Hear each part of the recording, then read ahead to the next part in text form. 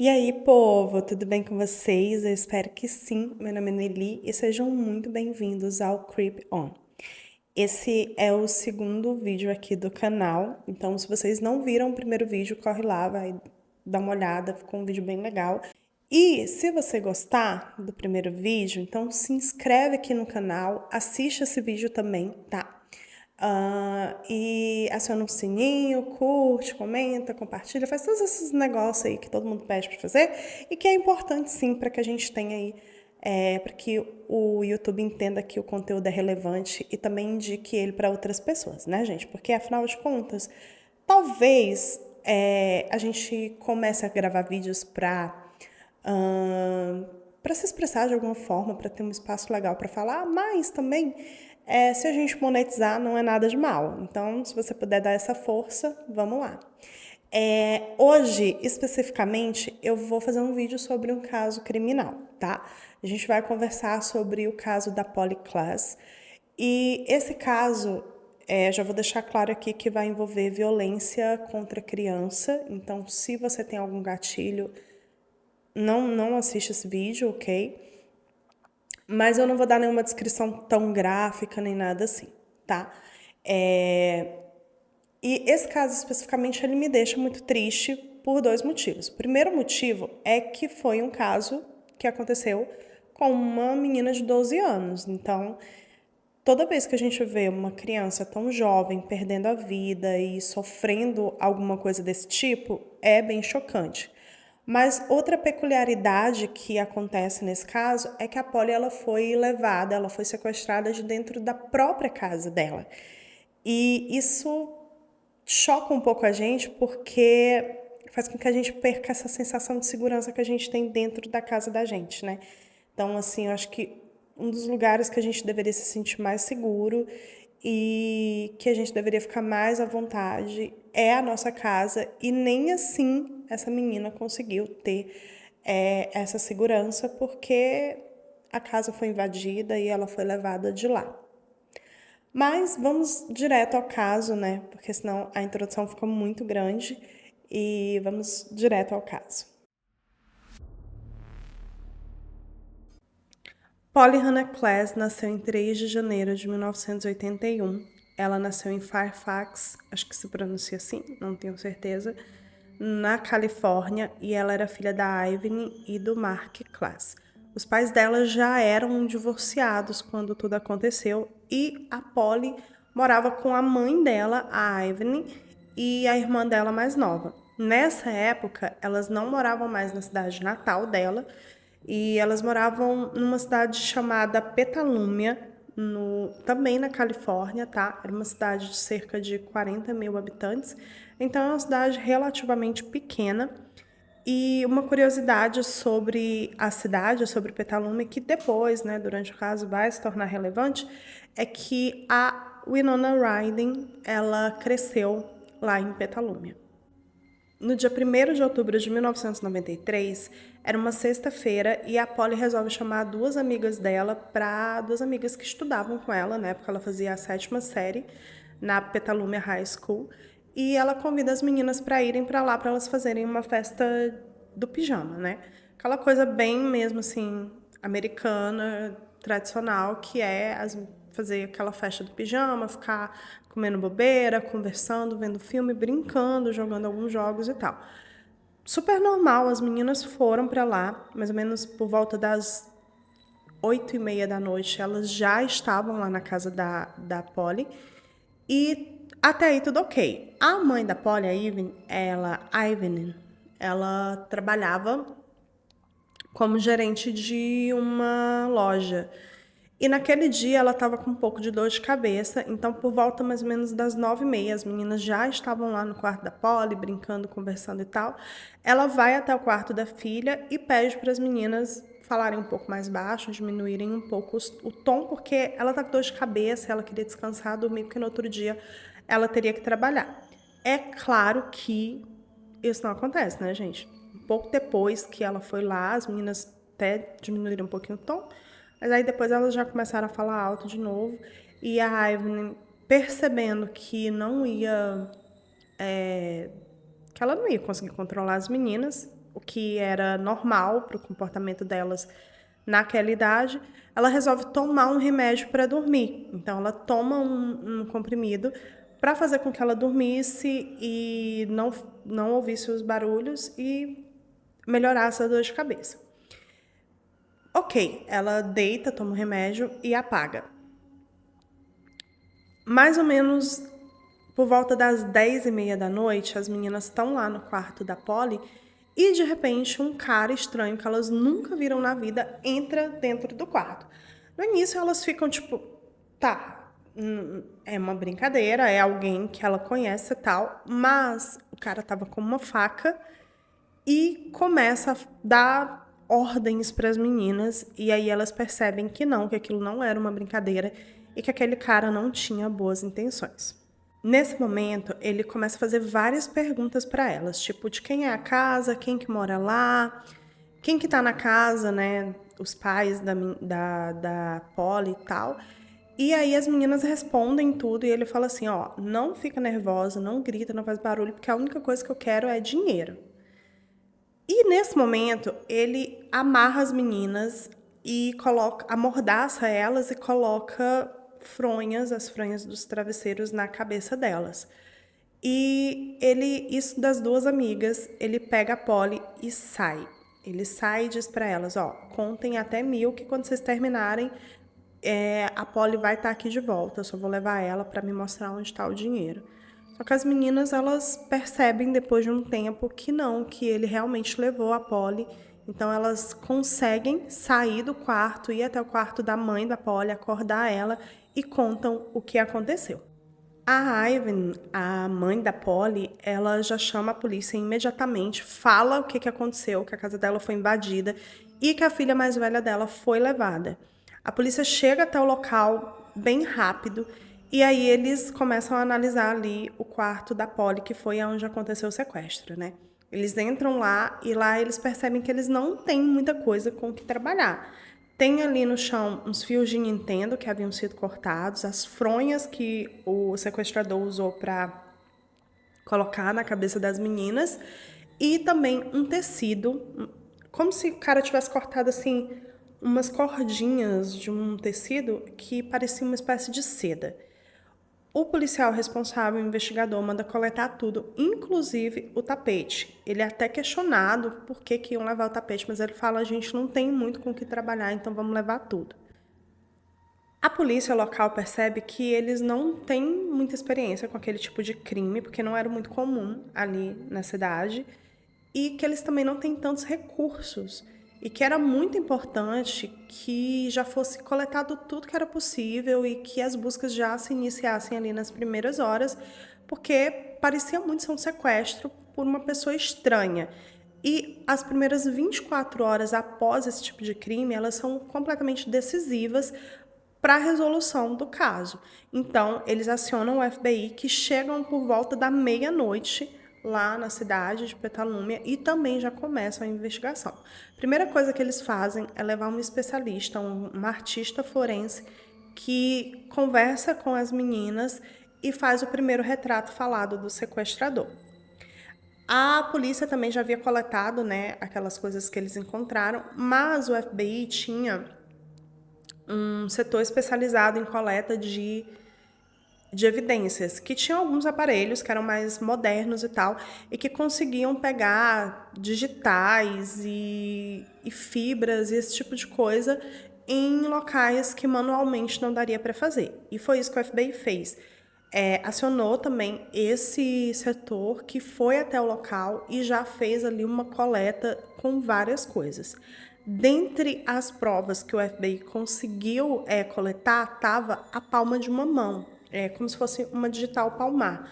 Essa digital, ela estava no encosto da cama, na cama da Polly. Possivelmente, o sequestrador havia se apoiado ali em algum momento e deixou ali a impressão palmar dele. É claro que, gente, não existia... É porque, às vezes, a gente tem essa noção de que, vou pegar a digital, vou encontrar. O que acontece com o digital é o seguinte. Você encontra a digital E existe sim um banco de dados, né? Isso era em 93, talvez esse banco de dados não fosse tão grande ainda, mas existem bancos de dados de digital, assim como existem de DNA, por exemplo. E aí você consegue comparar com essas digitais, mas não é toda a população do país que está dentro desse banco de dados. São só pessoas que já foram fichadas por alguma coisa, ou que, né, de alguma forma deixaram ali, ou mesmo deram as suas digitais ou seu DNA para alguma investigação de forma voluntária, mesmo que não fossem culpados, né? Mas no caso do sequestro da Polly, não foi encontrado nenhuma digital que batesse com a digital da Palma que foi encontrada. Mas o FBI deixou essa evidência ali guardada, porque se em algum momento eles encontrassem um suspeito, eles conseguiriam comparar a digital palmar do suspeito com a que eles haviam coletado. Isso poderia fazer com que eles colocassem esse suspeito na cena do crime. Logo nas primeiras horas depois do sequestro da Polly, a polícia já estava toda envolvida nas buscas, então eles meio que fizeram uma divisão. A polícia local começou a fazer buscas pela vizinhança, eles foram até a escola da Polly, conversaram com colegas, com professores e em toda a área ali do bairro dela. E o FBI começou a procurar possíveis suspeitos para que eles pudessem descartar. Então, eles começaram por familiares, por amigos da família e também por predadores sexuais que estavam fichados ali no banco de dados deles e que moravam ali na região. Foram descartados os familiares e amigos, incluindo o pai da Polly, né, que nesses casos é bem comum que o pai seja cotado como um suspeito, mas o pai estava lá, assim que ele soube, ele foi para lá e começou a ajudar, e também a comparação das digitais não batia, ele tinha álibi, então não tinha como ser ele. Outras pessoas também foram cogitadas, mas todas foram descartadas. Enquanto isso, né, enquanto o FBI fazia esse processo de meio que fazer uma triagem de possíveis suspeitos, a polícia local fazia buscas com cães farejadores e andando ali pela vizinhança. Nessas entrevistas que eles fizeram com os vizinhos, eles encontraram 2 testemunhas, na verdade eles encontraram mais, mas 2 garotos falaram que haviam visto um homem próximo à casa da Polly. Um deles estava indo para uma locadora com alguns amigos e aí ele viu esse cara estranho que ele nunca tinha visto ali na região, perto da casa da Polly. Ele foi para a locadora e quando ele voltou, o cara continuava lá. E o outro era um vizinho de fundo da Polly. E ele disse ter visto esse cara tentando entrar na casa. Assim, eram garotos, adolescentes, pré-adolescentes, então não sei por que eles não falaram para os pais ou tentaram denunciar para a polícia, né? Mas o fato é que eles descreveram esse cara e ele batia com o retrato falado que havia sido feito do suspeito, né? Do possível sequestrador. Do sequestrador, na verdade, não possível. Do sequestrador que tinha sido feito com a ajuda das meninas, né? Das 2 testemunhas que eram as amigas da Polly. E a polícia continuou com as buscas. Gente, esse caso, ele movimentou muita gente, porque assim, todo mundo ficou muito comovido com o caso. Tipo, uma menina que estava na casa dela, dentro do quarto dela, no lugar que ela deveria estar mais segura, e aí ela foi simplesmente arrebatada de lá por um cara estranho que invadiu a casa. E essa sensação de segurança que as pessoas tinham na cidade evaporou.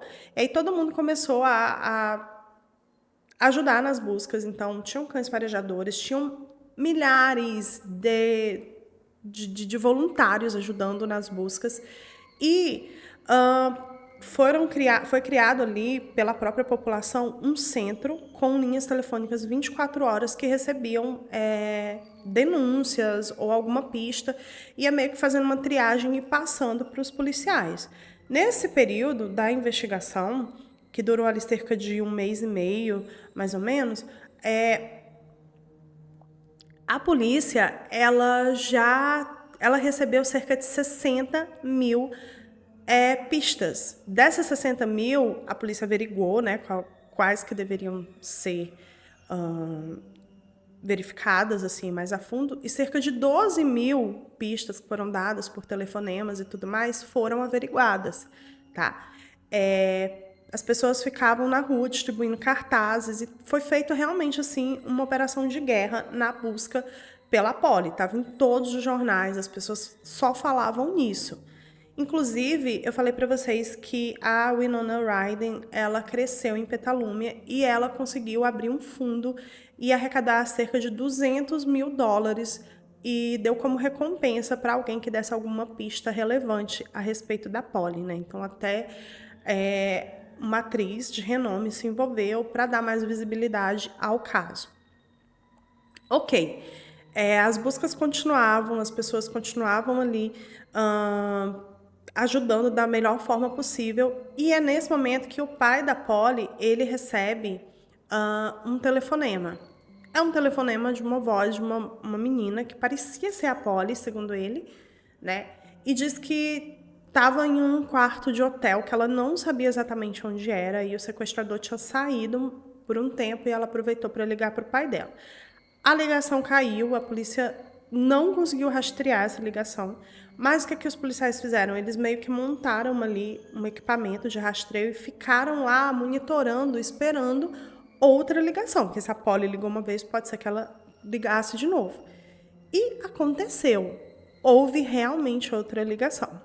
E aí, gente, na segunda ligação, a polícia estava ali junto com o pai dela, conseguiu fazer o rastreio dessa ligação, apesar que foi bem rápida, mas foi o suficiente para que eles rastreassem e descobrissem que essa ligação estava vindo de uma casa ali da vizinhança.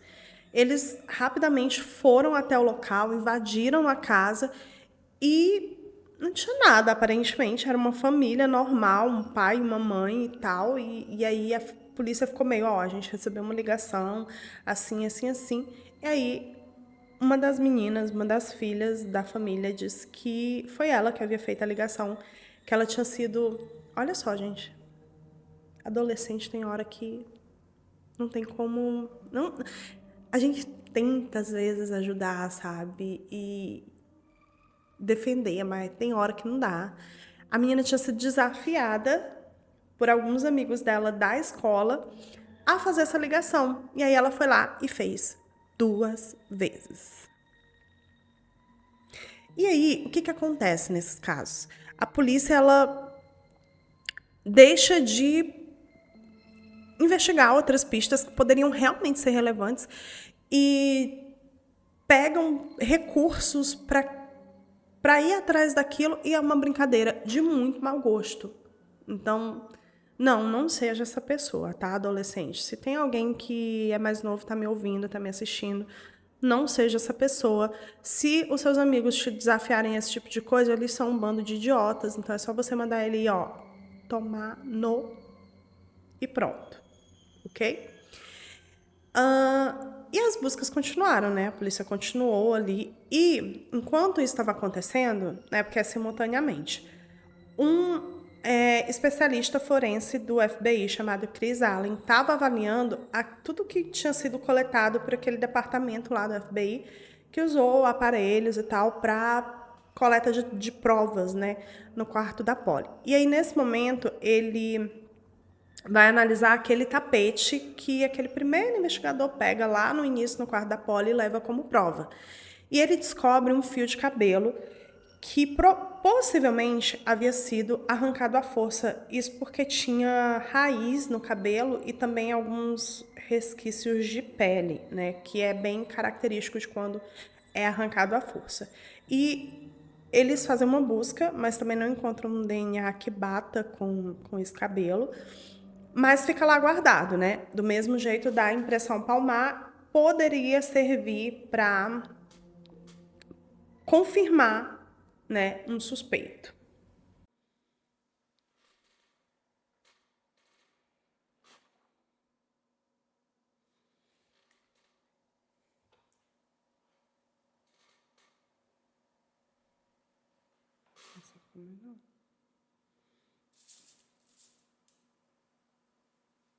Vai ficar assim mesmo. Em um determinado momento ali da investigação, uma outra artista forense é chamada. Ela fazia um trabalho mais emocional também com as vítimas, né? No caso, as testemunhas. E nesse caso ela meio que acalmava, conseguia ter um rolê assim mais de conversar um pouco mais, humanizar mais o processo. E aí ela faz um outro retrato falado, esse é o segundo retrato falado, que é divulgado em todo lugar, gente. As pessoas, todo mundo estava recebendo panfletos, estava em todos os jornais, estava assim, o país estava todo ajudando a família e apoiando a família da Polly. Para vocês terem ideia, se criou uma campanha que as pessoas usavam lavanda. Algumas pessoas usavam as roupas e outras colocavam uma fitinha lavanda, que era a cor preferida da Polly. Isso demonstrando apoio para a família da Polly. Alguns dias depois desse novo retrato falado ser divulgado, a polícia recebe uma ligação de um cara dizendo que ele era o sequestrador e que ele queria uma recompensa de $10.000 para devolver a Polly. A polícia vai lá atrás, consegue rastrear a ligação, encontra o cara e é outro mentiroso que tá ali, né? Não tem o que fazer, vou fazer merda. Mas nesse caso era um cara já maior de idade, não era uma adolescente, então não dá nem para justificar que não tem o córtex frontal todo, né, formado, porque no caso do adolescente ainda dá pra gente usar esse argumento. Mas no caso dele não, ele já era um cabra velho e ele queria extorquir dinheiro, né? Ele chegou a ser preso, inclusive, por estelionato, alguma coisa desse tipo, e bem feito para ele, né? Porque no dia 17 de outubro, 16 dias depois do sequestro da Polly, a família dela escreveu uma carta que foi divulgada nos jornais, foi publicada. E nessa carta eles falavam diretamente com o sequestrador e pediam para ele, por favor, devolverem a filha deles. E também falavam que amavam muito a Polly e que nunca iam deixar de procurar ela. Isso falando diretamente para ela, né? Foram muitas pistas no decorrer dos dias, mas o tempo ia passando, a polícia investigava todas essas pistas, e isso é uma coisa legal da gente falar, porque assim, acontece muito, gente. A gente tem muito essa coisa de achar que a polícia americana é incrível e que eles conseguem resolver todos os casos, né?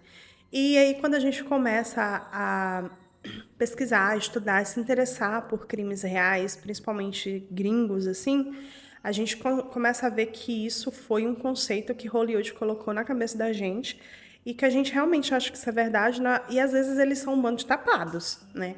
Muitas vezes eles só fazem caca nas investigações. Mas nesse caso em específico, a polícia ela agiu de forma muito coerente.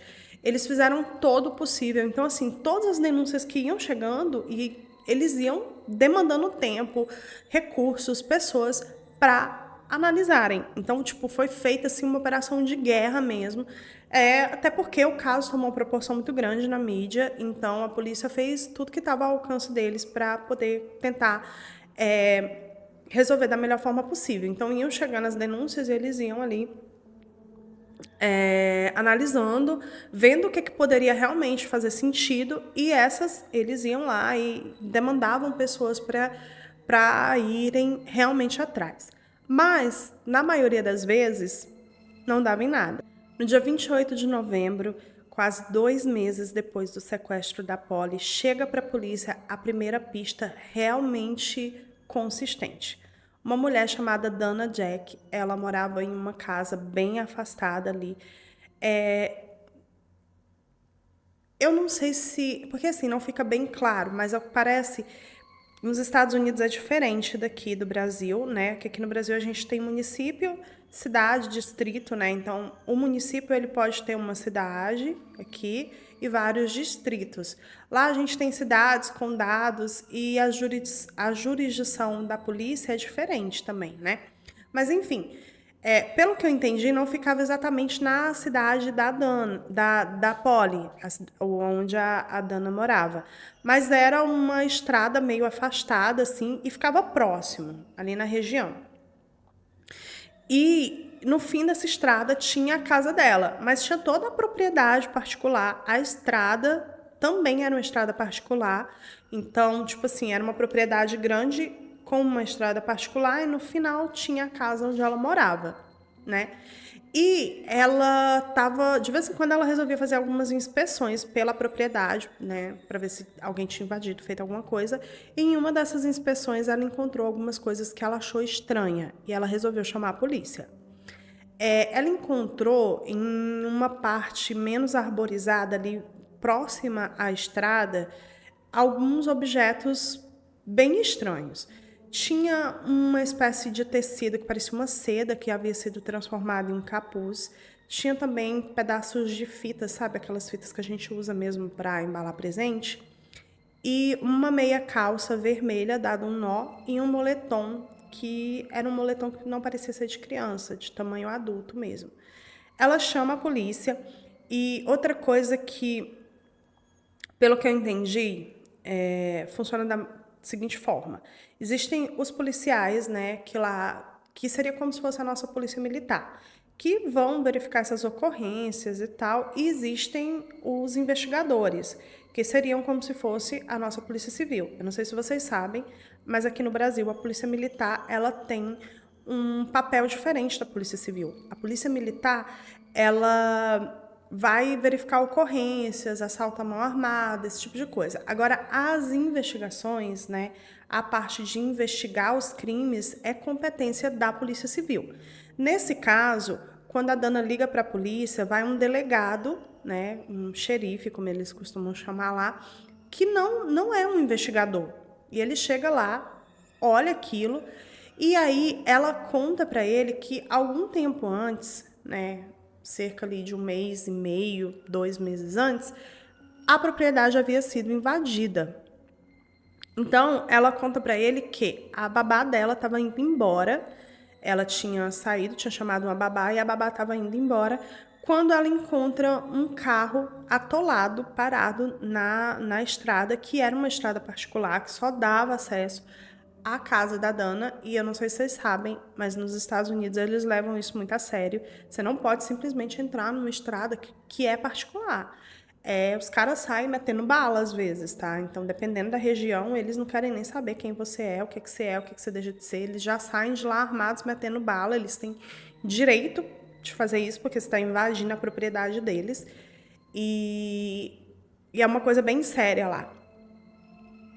E aí, a babá, ela encontra esse cara, o cara tá pedindo ajuda, dizendo que se perdeu e atolou o carro, pede para ela parar, mas ela não para, ela continua dirigindo, porque ela ficou com um pouco de medo. E mais na frente, cerca de 3 quilômetros depois que ela sai da propriedade, ela encontra um telefone público, lembrando que a gente está falando de 1993, então o celular não era uma coisa tão comum, e o orelhão era o nosso celular, era como a gente conseguia se comunicar com as pessoas quando a gente estava na rua. E ela liga pra Dana e fala, tem esse cara assim e tal, achei estranho, tô te avisando.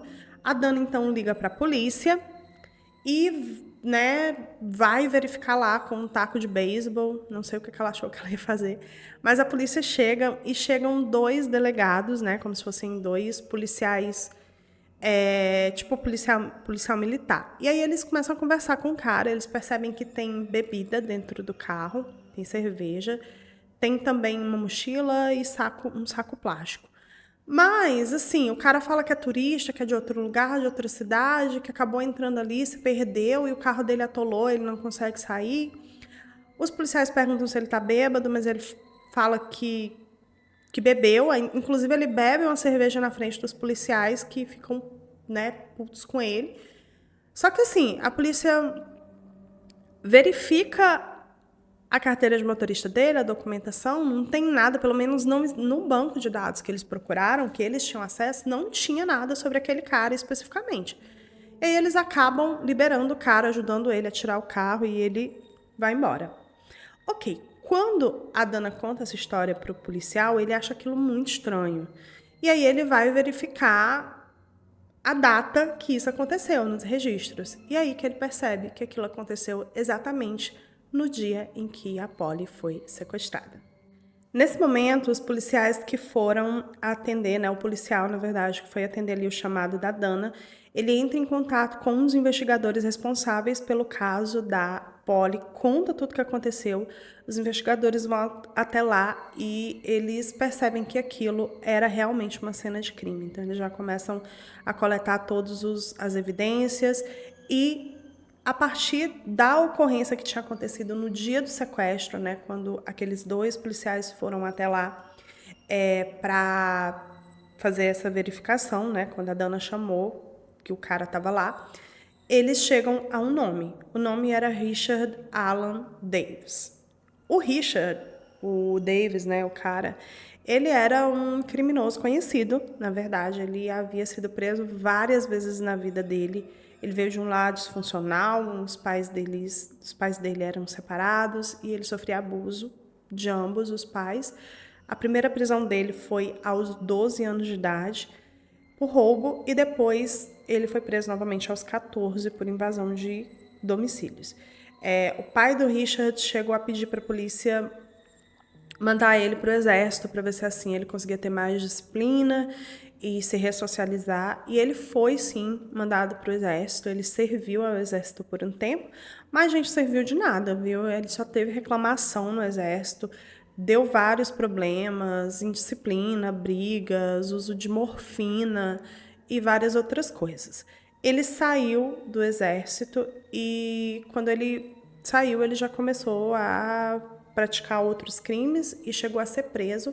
E em 1982, ele conhece uma mulher com quem ele tem um relacionamento e ela se torna cúmplice dele. Eles praticam vários crimes juntos.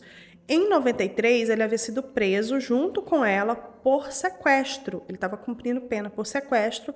Quando o caso da Polly aconteceu, ele tinha saído em condicional. E aí a polícia já fica, temos aqui alguém que pode realmente ser o culpado. Eles pegam a foto do Richard, que tinha nos arquivos da polícia, e comparam com o retrato falado e é o mesmo cara. E, gente, vocês podem me perguntar assim, mas por que no dia, né, do sequestro, quando aqueles policiais foram lá, eles não associaram, eles não linkaram que poderia ser o sequestrador? Primeiro, tinha sido dado um aviso, só que quando foi dado o aviso pelo rádio, os policiais não estavam no carro, então eles não ouviram esse aviso. Em segundo lugar, não existia um banco de dados geral, sabe, que unificava tudo.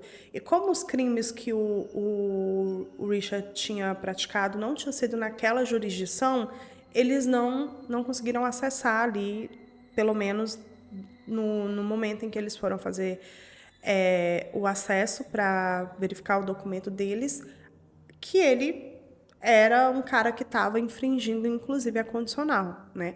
Então, ele teria sido preso naquele momento e talvez o caso tivesse sido resolvido antes. Mas como não existia esse banco de dados, não foi realmente assim porque a polícia foi displicente nem nada. Foi porque não tinha como eles terem tido esse acesso. Lembrando que a casa da Dana não era na cidade da Polly, era na região, mas não na cidade. E as coisas não corriam tão rápido como é hoje em dia. É 1993, a gente não tinha rede social, as coisas não eram assim tão imediatistas como são hoje para nós. Nesse momento, os policiais eles pensam assim, a gente precisa prender esse cara, que a gente precisa interrogar ele, porque é muito possível que ele tenha alguma coisa a ver com o sequestro da Polly. Só que eles não tinham motivos para ir lá e só prender o Richard. Então, eles vão atrás de alguma coisa e eles encontram um mandado em aberto para ele por violar a condicional. Então, eles vão até a casa do Richard, mas ele não está em casa. E aí ficam alguns policiais ali fazendo uma ronda, né, meio que monitorando ali as redondezas, e eu batendo no microfone toda hora, da casa do Richard, e um deles vê uma van e percebe que o motorista dessa van é o Richard. Nesse momento, eles prendem ele e levam ele para a delegacia. O que acontece, gente, é o seguinte. Eles prendem o Richard, tiram uma impressão palmar dele e mandam para ser comparado com aquela impressão que tinha sido coletada na cena do crime. E, claro, eles pegam também DNA, eles vão fazer todas essas análises, né? Mas de primeira, a impressão palmar seria o que seria mais rápido, porque o DNA ia demorar um pouco mais para sair. E o Richard está sendo interrogado, né? Então, nesse momento, a polícia já fala para ele, ó, teve um caso assim, assim, assim, você tem alguma coisa a ver com isso? E ele, não, nunca estive lá, não sei, nunca vi, não sei nem o que é. E aí ele fica preso em isolamento, né? Ele fica meio que isolado, sem ter acesso à televisão, sem ter acesso a nada. E aí sai a comparação. O perito forense que estava comparando a impressão palmar do Richard com aquela que foi coletada no quarto da Polly, ele liga para os investigadores e fala, ó, é ele, não tem como não ser ele, é a mesma palma. E aí a polícia já dá uma declaração para a imprensa dizendo que ele está sob custódia e que eles agora vão descobrir o que aconteceu com a Polly. Um amigo do Richard vai até lá visitar ele e fala para ele, ó, você está envolvida, assim, assim. Ele, não estou, não sei, nunca vi, não sei nem o que é. Ele fala, cara, eles têm evidências, eles deram uma declaração na imprensa, eles têm uma impressão de palma e eles tá saindo o DNA, porque o DNA tinha sido mandado para análise. E aí o Richard vê que não tem o que fazer, chama a polícia e tenta fazer um acordo. Segundo Davis, na noite do sequestro da Polly, ele deveria ter ido para um abrigo lá, para um lugar onde ele ia, né, na condicional, e ele pediu uma licença para ir visitar a mãe dele e acabou recebendo essa licença. Ele vai até Petalúmia, né? Não sei se eu falei isso, mas a mãe dele morava lá. E isso foi um ponto importante, porque quando a polícia descobriu também que a mãe dele morava lá, ele tinha motivo para estar lá, né? Então ele vai até Petalúmia para visitar a mãe. Mas ele diz que ele começa a dirigir e beber cerveja, que ele tinha algumas cervejas no carro, e ele não consegue encontrar a casa da mãe dele.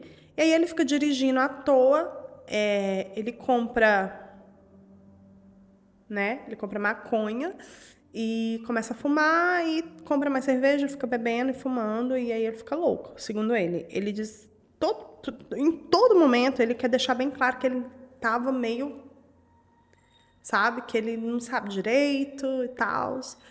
Enfim, justificar o injustificável, né, gente? Basicamente é isso. E aí, em um determinado momento, ele resolve ficar dirigindo, procurando uma casa que tivesse uma porta, uma janela aberta para ele entrar e roubar. E aí que ele encontra a casa da Polly. Outra coisa que ele meio que faz questão de enfatizar é que foi meio aleatório, então que ele não tinha planejado antes, não tinha intenção, mas uma coisa que a polícia levou em consideração era que ele já estava levando aqueles tecidos, aquelas coisas, e os pedacinhos de tecido cortado que ele usou para amarrar as meninas. Então, não foi premeditado, foi meio que aleatório, mas você estava com os negócios ali meio que preparado. Então, não era uma coisa que fazia tanto sentido. Beleza. Segundo ele, ele entra na casa e escuta vozes vindo do andar de cima. Aí ele vai na cozinha, pega uma faca e vai até lá em cima. Lá ele encontra as meninas e leva a Polly. Só que ele diz que tem um branco nesse momento. Ele tem aconteceu alguma coisa com ele que ele perdeu meio que a consciência. Aí ele vai, e quando ele recobra a consciência, ele já está dentro do carro com a Polly amarrada. Segundo ele, ele ficou meio, e agora o que eu vou fazer? Tá? Lembrando que isso é o depoimento dele, tá, gente? Aí ele começa a dirigir, aí ele pensa assim, vou encontrar um lugar, vou deixar ela, porque aí ela consegue voltar para casa sozinha e eu vou embora. Né? Ele estava com medo de se enrascar. Mas ele diz que nesse momento é quando ele acaba entrando na estrada particular, o carro dele atola, e aí ele pega a Polly, leva ela para um lugar lá e deixa ela escondida lá para ninguém ver. A polícia chega, pega ele, né, ajuda ele a tirar o carro de lá, ele espera um pouco até a polícia sair, volta lá, pega a Polly e leva ela embora. Aí ele fala que, nesse momento, ele percebe que ele precisaria se livrar da menina, porque senão ele não ia sair impune. E aí, quando ele leva a Polly para um determinado lugar lá, que ele fala para a polícia onde é, né? E realmente a polícia vai até o local e consegue encontrar o corpo da Polly. E nesse momento, ele diz que ela olha para ele e fala assim, só não faça como meu pai. E isso foi uma coisa que ficou meio assim, porque a todo momento ele insinuava que a Polly estava sendo abusada pelo pai e nunca houve nenhuma evidência disso. Eu acho que era muito mais para tentar tirar o foco dele. Ah, eu fiz isso, eu cometi um erro, mas ela já vivia sendo abusada pelo próprio pai. Enfim. Infelizmente, quando a Polly foi encontrada pela polícia, ela já estava sem vida. O Richard Davis foi preso e em 1996 ele foi julgado e considerado culpado pelo júri que julgou ele. Ele foi condenado à morte e até hoje ele está no corredor da morte, tá? Até hoje também os advogados dele tentam entrar com recurso para reverter a sentença, mas nunca foi aceito e espero muito que não seja, gente. Os pais da Polly, né, nunca acreditaram, a família dela nunca acreditou nas acusações que ele fez. E todo mundo ficou muito triste, porque as pessoas realmente acreditavam até o final, até encontrarem o Richard, que eles iam encontrar a Polly com vida. O caso dela fez com que algumas coisas mudassem, inclusive essa unificação do banco de dados que eu falei para vocês, né? De a polícia ter acesso a arquivos de outra jurisdição e tudo mais, para que esse tipo de criminoso pudesse ser identificado de forma mais fácil. E isso foi meio que algo que aconteceu por causa do caso da Polly. Mas, infelizmente, ela não pôde ser salva. A polícia acredita, inclusive, que naquela noite, quando os policiais chegaram até lá, que ele estava com o carro parado lá, ela já tinha sido morta, ela já estava sem vida, e que ele está contando essa história só para tentar meio que tirar o foco dele, sabe? E o que faria muito, muito, muito sentido, porque, né, tira a menina, depois põe de novo no carro, não faz muito sentido essa história que ele contou. É isso, gente. Como eu falei para vocês, é um caso que eu considero muito triste, que eu fico bem, bem reflexiva sobre ele, né? Que às vezes a gente tem uma falsa sensação de segurança, a gente nunca sabe quem está ao redor da gente e a gente precisa sempre se cuidar o máximo possível.